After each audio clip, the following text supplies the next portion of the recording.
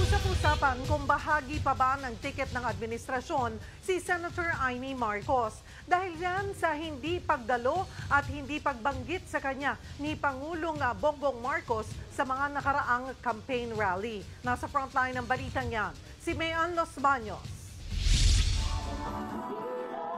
Kahit ilang beses nang umabsent noon sa kampanya ng Alyansa para sa Bagong Pilipinas sa Senator Amy Marcos, hindi siya nakakalimutang ikampanya sa entablado ng kanyang kapatid na si Pangulong Bongbong Marcos.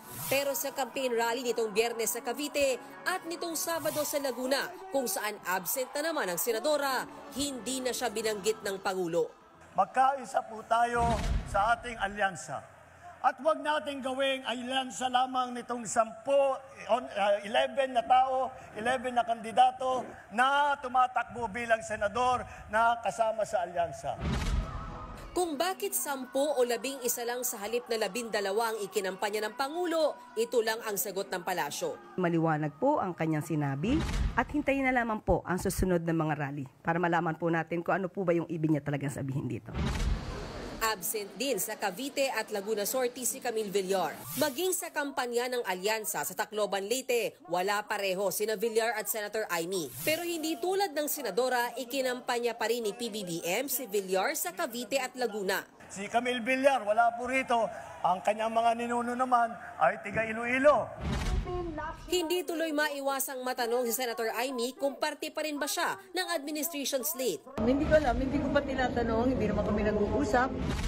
Busy raw siya ngayon sa pagdinig tungkol sa pagpapaaresto ng ICC kay dating Pangulong Rodrigo Duterte. Busy-busy ako. Mahirap mag-aral ng international law. Ang Pilipino ay dapat ilitis sa sariling bansa, sa sariling korte.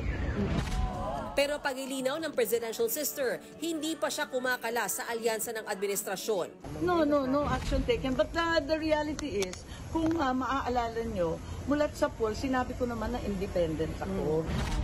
Sagot naman ng campaign manager ng alyansa. If that is her stand, then we will respect her stand, no? So mas mabuti na nga sinabi niya yon, at least alam namin ang stand niya tungkol dito sa alyansa, no? Hindi rin daw alam ng palasyo kung nag-usap na ang magkapatid ng Marcos. Nagbabalita mula sa frontline, Mayan Los Baños, News 5. Mga kapatid, Cheryl Cosim po, huwag maging huli at maging una sa lahat sa balitaan. Para sa tuloy-tuloy na talakayang sa frontline, mag-follow at mag-subscribe sa social media pages ng News 5.